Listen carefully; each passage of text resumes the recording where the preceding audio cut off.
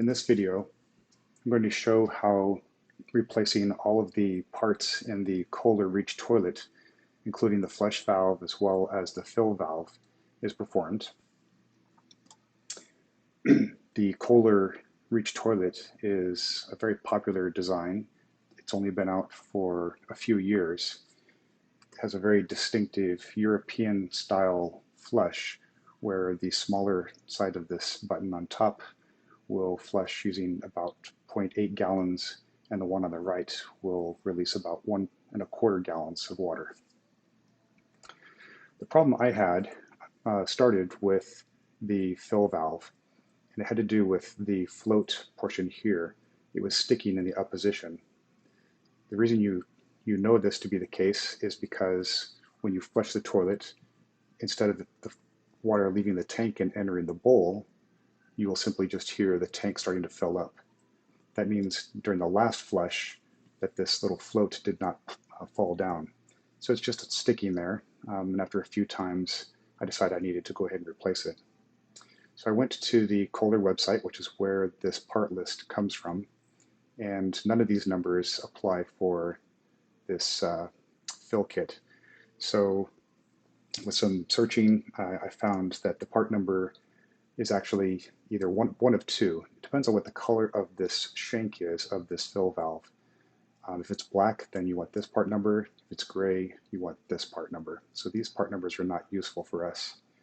The shank on mine was gray, so I found the gray one, ordered on Amazon, around $16, $17 for that. Also had a second problem though, and that was that I had water leaking from the tank into the bowl. Not outside the toilet, just between the tank itself and the bowl. And in a normal toilet, that typically means that the flapper has deteriorated in some way. But this toilet design doesn't have a traditional flapper. It's a canister design like most Kohler toilets, but it's very unique to this toilet. There's a small gasket here that I thought needed to be replaced because every few hours I would hear the tank filling up for a few seconds. That means that I have a very slow leak, which just means that this little seal here was not sealing properly. If you do an internet search on this part number, 1185877 and Kohler, you won't find anything, which was very surprising to me. So what I did is I gave Kohler service a call. The phone number is on the screen. And all I wanted was that flush valve gasket, that part number. I asked them if there was another part number associated with this, and they said, nope, that's the one. So they said, I can send you some. So I ordered two, including shipping. It came out to $14.75. But then they informed me that it was not in stock and it would be a while before that would come in. So then I asked, well, how can I find then this entire flush valve system here with this part number? Because if you search for this part number, you also can't find that part number anywhere on the internet, but Kohler service is willing to sell it to you. So I went ahead and had them send me one of those since I couldn't get just the flush valve gasket. Be warned that this flush valve kit is not the traditional or a more traditional Kohler canister style. I've had these before and I've replaced them before. This valve will not work correctly in this toilet because you won't be utilizing that European design dual flush. This is designed that you pull up on this canister and the water flows out. So make sure you don't fall for that trap, and this is the part number that you need to get. Again, currently only available through Kohler. So when you open up the tank, the first thing you'll need to do is to remove the mechanism for the flush valve, for the flush mechanism on top.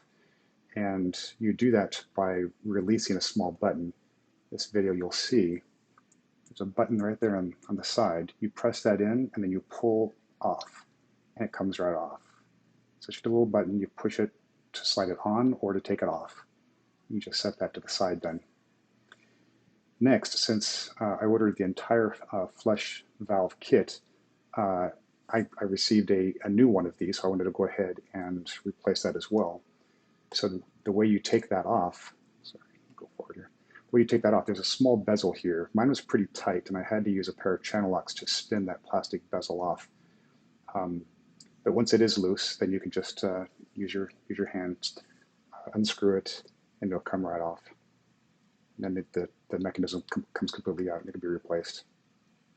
Next step is to turn off the water source. In my unit, it's a rather strange valve, but you take this little button here and you pull on it, and that closes the water valve, which is actually behind this plate here on the wall. Not my favorite design, but that's what I have. Next step is then to drain the water out of the tank. And so the way you can do that is just pull up on this middle mechanism here and watch the water fully drain out. Notice that the water's not filling up now. That's because I turned off the water source. Next, you'll undo this little hose here, which is coming from the fill kit. It goes into the flush kit. Just tuck it to the side. And then this next step here then is going to be removing this whole canister from the toilet. And the way that's done is you're going to turn it actually clockwise. Next video, so there's where it's locked. I had already done it here. I think the next video shows us a little better here. So you're going to spin it clockwise. It doesn't. You spin it clockwise about a quarter of a turn, and it will pop right out. It's really simpler than I'm describing it here. And here you can see that flush valve gasket. It can simply be removed. Here I am in the process of taking it out, and pops off. And if you just have the gasket, you can just replace that one piece, put the assembly back on there, and then reassemble your toilet. But in my case, I could see that it was a little bit worn on one side. In this video, you're going to see where the real culprit is. See that little bubble there? That's what was causing the lack of a perfect seal, and for water just to drip out very slowly from the tank into the bowl. You'll notice on the canister, there's a lot of different adjustments you can make. What I did is I compared the one I removed with the one that I received and made sure that all of these adjustments were in the same position. For example, in this case, this one was lined up on one side, and on this side it was lined up at 3.5. It was the same as what I was removing, so I didn't have to change anything, but you might want to check those before you just blindly put a new flush valve in the toilet. Next step is to get all the rest of the water out of the toilet, out of the tank. Because I'm going to replace the fill valve, once I take that out, any remaining water here in the tank will leak out on the floor. So I just drain that out, and the way I do it is with a cup, and then I take a highly absorptive cloth, put it in there, wring it out a few times. Doesn't take too long, but you want to get all the water out of the tank. So here's the tank completely empty. We can see where that canister fit on top of that grounding piece. Next step then is to disconnect the supply line.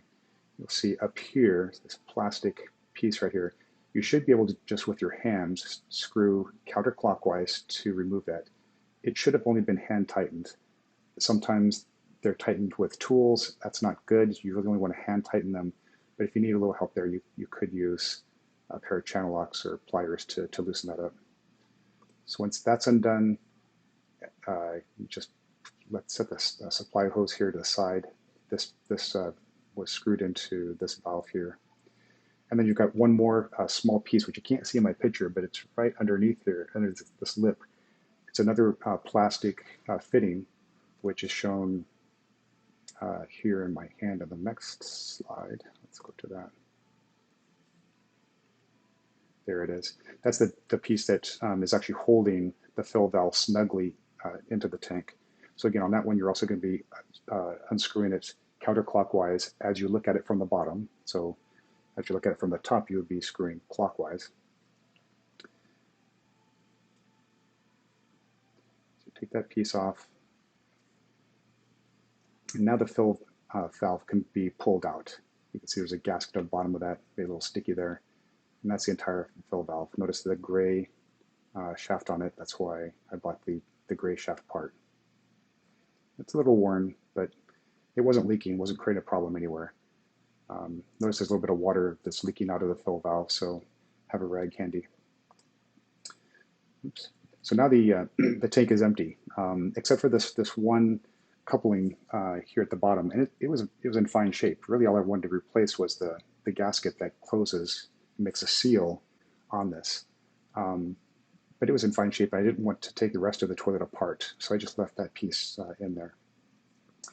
One thing I like to do whenever I replace flappers or gaskets is whatever they end up touching, I want to kind of clean it off a little bit. There might be some residue on there. Just get it nice and clean. Remember this tank water is theoretically clean. Don't worry about that too much. I also wanted to wipe around where the fill valve goes, just so that I've got a nice clean seal once I put the new gasket on with the fill valve on it. All right, so now you can see it's ready to go. I already showed that. So now I've got my new fill valve, I'm sorry, flush valve. Like I said, I compared all these settings. There's tons of these things that can be adjusted, but they were all identical to what I had before, thankfully. So I didn't have to adjust any of these. Here's where that seal is, and this portion here that I'm outlining is what was left in the tank. I left that portion in. You'll see how this works is that this little clip here, as this whole base is turned counterclockwise, a little tab is going to come free here, and then they'll separate nice and easy. I think I show a video of me doing this here in a moment.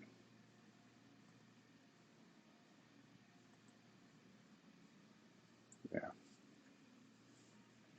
So it spins on there, and it locks in, and it unlocks and pops out.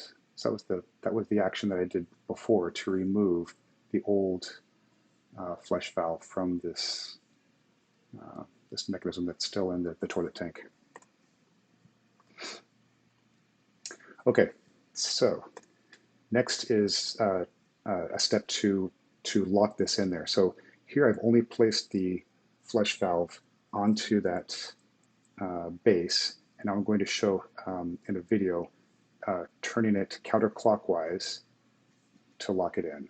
And I did it all the way until that piece at the bottom of the screen there just barely touched the tank. That's the way it was before, so I wanted it to be like that.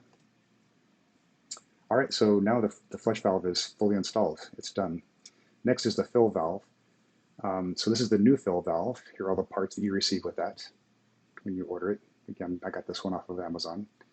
I think I've seen them also in Home Depot. I'm putting them side by side now. The old one's on the left, old one's on the right, the new one's on the left.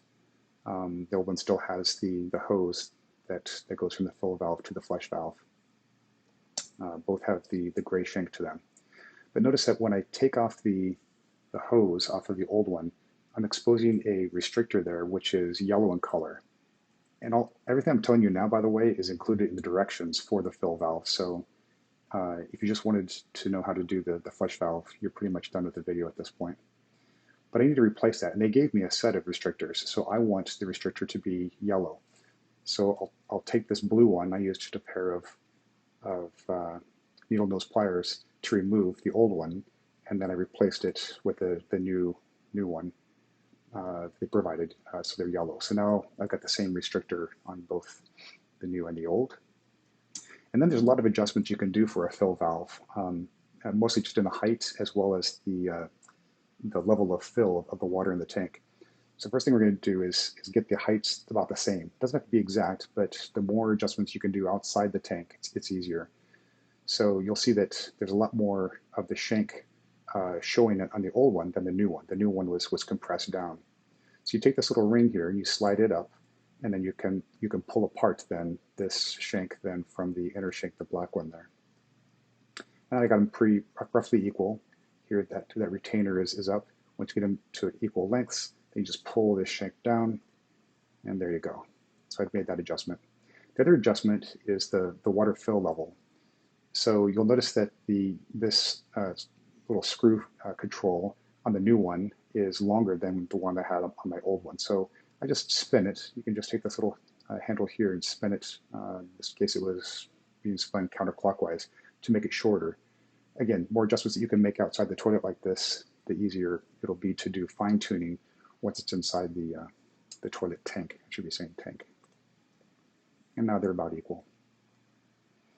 So now it's time to put the fill valve into the toilet.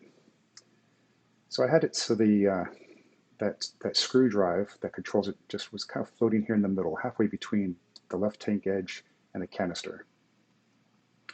Next step then is to put that fastener that'll secure onto the fill valve. So this nut here. So you'll tighten that down. Again, you want it to only be hand tight. If you don't have a very strong grip, you could use some channel locks, but don't go more than maybe a quarter turn or a half a turn with a tool. It's really only designed to be hand tightened, as well as the supply line then to the fill valve should just be hand tightened. You could do it maybe just a quarter of a turn more with a tool, but you don't want to overdo it. These are all plastic parts and they will break. They're designed to be done just with hand tightening. Next step is to connect that tube then between the fill valve and the flush valve. So the fill valve it's attached to now I attach it to the flush valve, just like that. And we're pretty much done. All we need to do now is make sure that the water fill level is going to be correct, and then reattach the flush mechanism. So I'm already showing it's attached here. Well, I guess I did do that. I think I did attach this before I checked the fill level. So you attach that in the same way that you took it off before. You press that button. One thing of caution here: don't tighten the bezel on that flush mechanism. Don't tighten it down all the way until you get to this stage. This little line here is very tight. And if, for example, if I had put the flush valve in where this mechanism would be straight up and down, it would not have worked. This is too short, and it would have gotten crimped. If it would have been sideways, it would not have been long enough. So just allow yourself to retouch this mechanism on there first, then take it off, and then you can tighten that bezel. And again, tighten the bezel just by hand. It should not require any tools there. If it's still a little loose, you could use a tool, but you should be able to just tighten that bezel just by hand. But keep the angle of this mechanism the way it was when you just moments ago you had the mechanism attached to it. Then you can reattach it. Go ahead and turn your water back on. In my case, it's this crazy valve that you push and pull. Someday I plan on replacing that, but not today. And then you'll hear the water filling the tank. This is a good time to get underneath that fill valve and check for any water dripping down there. If you do have some water, it might have been residual, so just wipe that up with say, a paper towel, and then check it again to see if you have any water leaks.